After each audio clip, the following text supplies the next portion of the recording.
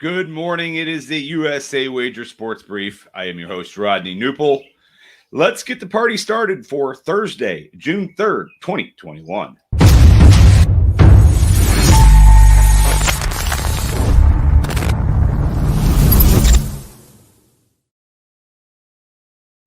All right, we'll start right away in the NBA, where there was 3 teams eliminated from postseason play last night, starting with the Washington Wizards, as the Philadelphia 76ers came away with a 129-112 win over Washington.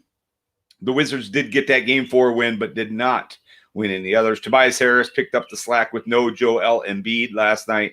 Harris had 28 points, as Philadelphia has now moved on to take on the Atlanta Hawks. The Atlanta Hawks came away with a 103-89 win over the New York Knicks. So a couple questions come to mind here.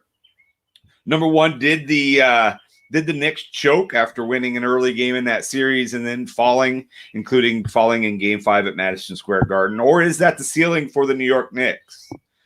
It might be the ceiling for the New York Knicks, but we are seeing an Elite Eight of the NBA with the Atlanta Hawks in it. It's interesting news to me. I guess I don't know. I see the Hawks as cellar dwellers. I know this team can play, and I know Trae Young is a complete stud. But it's interesting to me that Atlanta Hawks are one of the 8 teams remaining. And now we've got them against the 76ers, and do the Hawks stand any chance? Obviously, if Joel Embiid is going to miss the series or miss parts of the series, it certainly could be an interesting series. But I think overall, Philadelphia still wins it. I'll take the 76ers in 5 games over the Atlanta Hawks. And then my other question moves to the other series, back to Philadelphia series, where I guess the question is, Russell Westbrook's first full season in Washington, was it a success?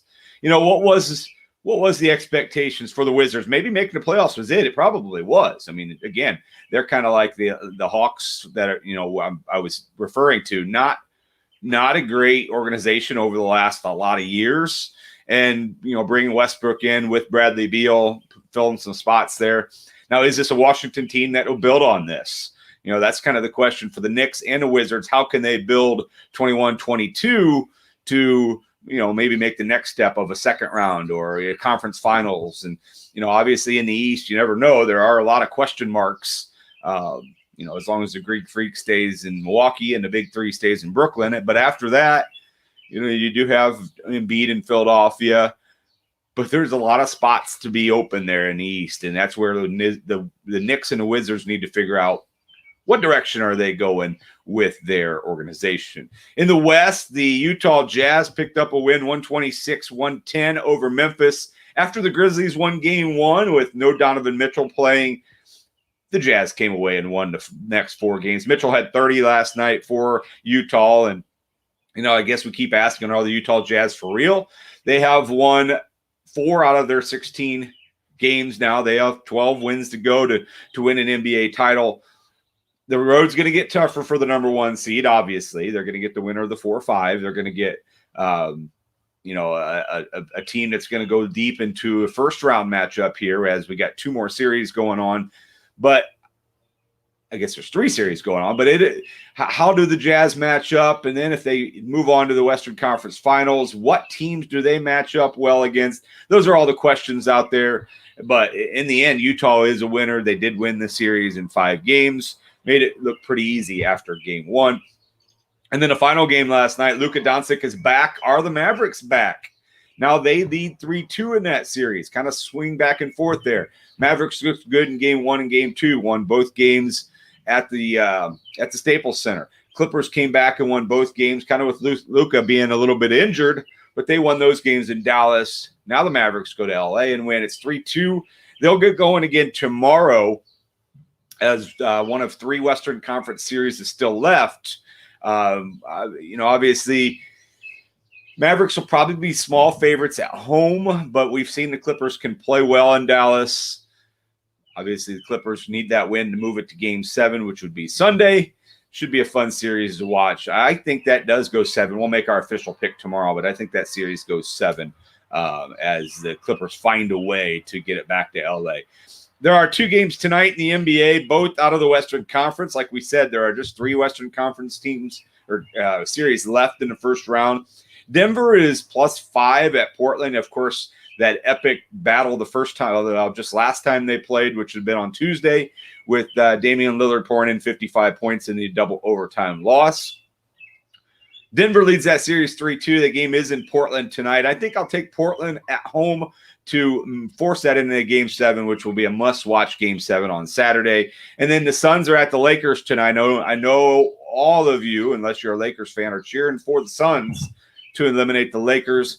The Suns are +2 on the road at the Lakers tonight. So those are your two NBA games. I'm going to take the Lakers at home. I know the status of Anthony Davis is probably a big factor here. I'll take the Lakers to win at home and force a Game 7. So I think we'll find 2 Game 7s, which would be a fun Saturday in the NBA. Moving to the ice, the Montreal Canadiens, after their upset victory in the series over Toronto, have won 4 straight now as they beat the Winnipeg Jets 5-3 last night. Carey Price, 27 saves for the Canadiens. They lead the series 1-0. And then the other game on ice, Colorado needed overtime but came away with a 3-2 win over Vegas. Rantanen with the game-winning goal last night, his 3rd of the postseason. Philip Grubauer with 39 saves for Colorado. Vegas now goes home. They have the ability of winning 2 straight at home. Now, it is Colorado, toughest team in the NHL to beat, most likely. But Colorado picked up the overtime win last night. 2 games on ice tonight. There is a game. Both of them are Game 3. Boston is at Long Island to take on the Islanders. I think I'm going to take the Bruins on the road. They are -130. Still think the Bruins are the better team here, although going to New York now for the next 2. If you're Boston, of course, you'd like to come back and have a chance to clinch this series at home. But winning one of these 2 would be a success, getting it back to a Game 5 split series. And, for the Islanders, taking advantage of playing at home would be a big factor in what they're talking about right now. And then the other game, Carolina is at Tampa Bay. The Lightning actually lead that series 2-0 and now get 2 home games. Carolina's got to find a way to win one on the road. The Lightning are -155. I'm going to take Tampa Bay to continue to win. They've won back-to-back 2-1 games in that series. So that is your NHL action for tonight. In Major League Baseball, the Dodgers put up 11 runs on Carlos Martinez and the Cardinals. Martinez gave up 10 of those in 2/3 of an inning, topped by the Cody Bellinger grand slam in the first inning. Carlos Martinez ERA went from in the 3s to in the 5s on the season.